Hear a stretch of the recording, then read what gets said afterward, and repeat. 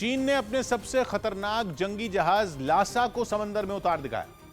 चीन की सेना का यह सबसे बड़ा और आधुनिक जंगी जहाज 3 दिन तक चले सैन्य अभ्यास में शामिल रहा।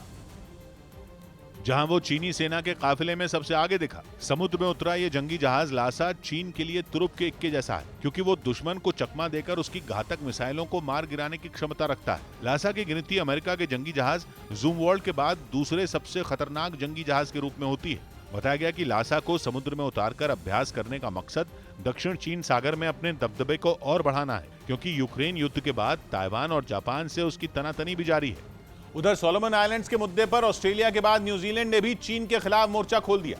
पिछले महीने सोलोमन आइलैंड्स ने चीन के साथ एक सुरक्षा समझौता करने का ऐलान किया था, जिस पर पहले ऑस्ट्रेलिया और अब न्यूजीलैंड ने ऐतराज जताया।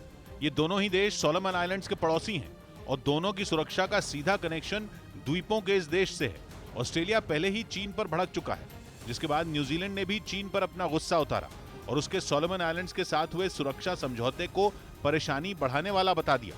न्यूजीलैंड फाइव आइज नाम के खुफिया संगठन का हिस्सा है। उसके साथ इस संगठन में ऑस्ट्रेलिया, कनाडा, ब्रिटेन और अमेरिका शामिल हैं, जो इंडो पैसिफिक रीजन में चीन की चालों का खुलकर विरोध करते हैं। सोलोमन आइलैंड्स के मुद्दे पर तो ऑस्ट्रेलिया और अमेरिका की रातों की नींद उड़ चुकी है। कहा जा रहा है कि न्यूजीलैंड का बयान इन दोनों देशों के समर्थन में है और वो चीन की इस चाल को इंडो पैसिफिक रीजन में शांति के लिए खतरा बता रहा है। उसका मानना है कि चीन और सोलोमन आइलैंड्स के बीच हुआ समझौता गेम चेंजर हो सकता है, जिसका असर अमेरिका पर पड़ेगा। लेकिन ऐसा नहीं है कि न्यूजीलैंड इस मुद्दे को खुद से सीधा नहीं जोड़ रहा।